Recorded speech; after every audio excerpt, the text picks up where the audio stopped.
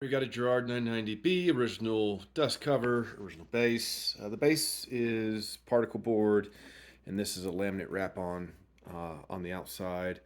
The dust cover's got some spots right here, so once we get this thing working, we'll take a, a buff kit for headlights to see if we can't get some of these scratches out. It won't look brand new, but it'll look better than that. We're missing a hinge on the back here. You can see the other one right there. And I happen to have a few extras on hand from another project. The speed selector's got a little bit of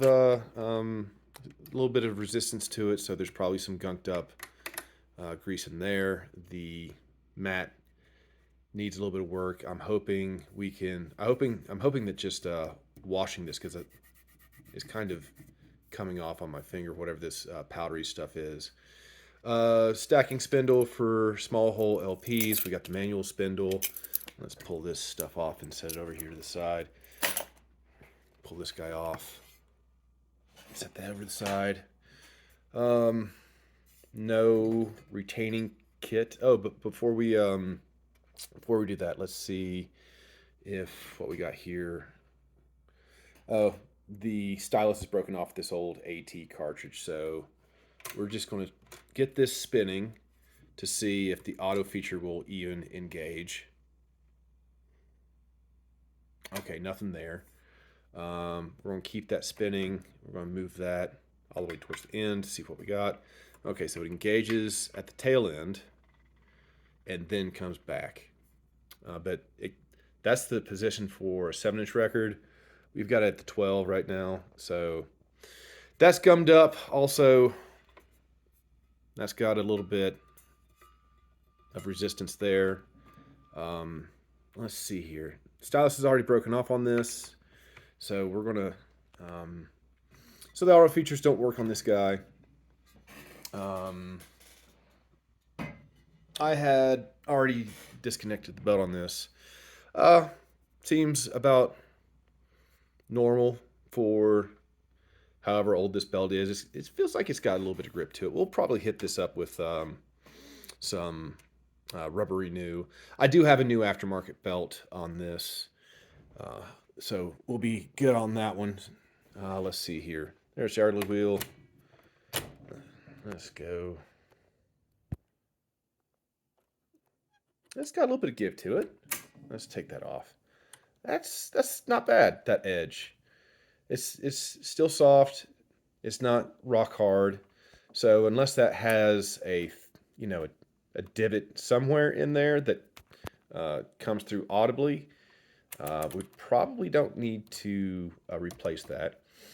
As far as the tone arm over here goes, that's got some restriction in this movement right here. So that could be a number of things going from this point down. There's some bearings that this sits on. Those could be dried out. There's a little lifting mechanism this here, but there's also a friction plate under there. There could be some additional contact there. I haven't turned it over to see what's underneath, to see if there's any restrictions underneath the deck yet. But right now, we're going to get out the multimeter to see if this cartridge is still good. All right, let's see if we got about the same resistance on each side of the channel.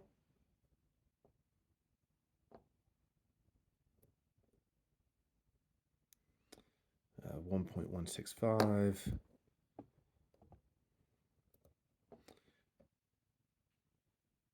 1.171. I need to go back and take a look and see what the actual specs are on this one to see if that's within, if that's good or not. Also, it's probably better if I took the leads off completely.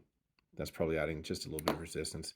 I don't know for sure, but like we're looking at pretty similar numbers on each side, and from what I've read and what I've seen, that's the sign that the cartridge isn't good. So we'll just track down a new stylus for this once we pull this or take this off and see what type of Audio Technica cartridge that is. But that's a little bit later on down the road in case we need to order any more parts. There's a little divot right here. That's where a little rubber gasket goes. I got some replacements on there. It took a while to try and find the right dimensions for that little guy. So you can see that little black string right there. That's the remnants of the original little rubber gasket that goes around those gears.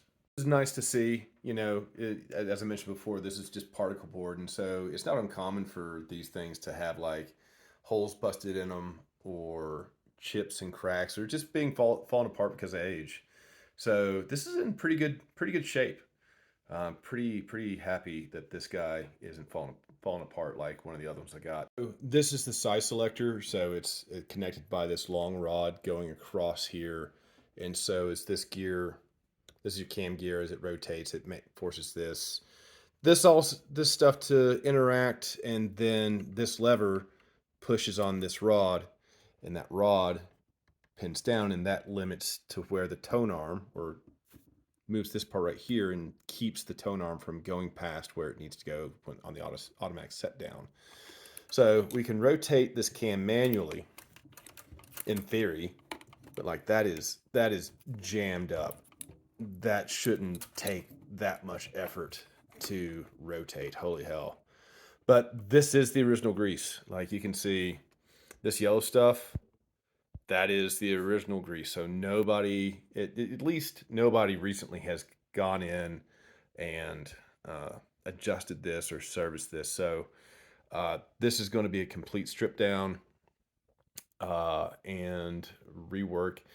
And yeah, hopefully no surprises. But I think, this is, Lord, this is about the fifth or sixth turntable. Get back in that. Jesus almighty. There we go. But this is about the fourth or fifth turntable with this specific setup that I've completely broken down and stripped bare to get the thing serviced. Yeah, this looks like a pretty straightforward project. I say that about every single one of these, and then it turns into this is an over-engineered piece of shit. And there's always a surprise with these old turntables. So hopefully the surprise on this guy isn't going to be too terribly bad. Yeah, that's where we're at.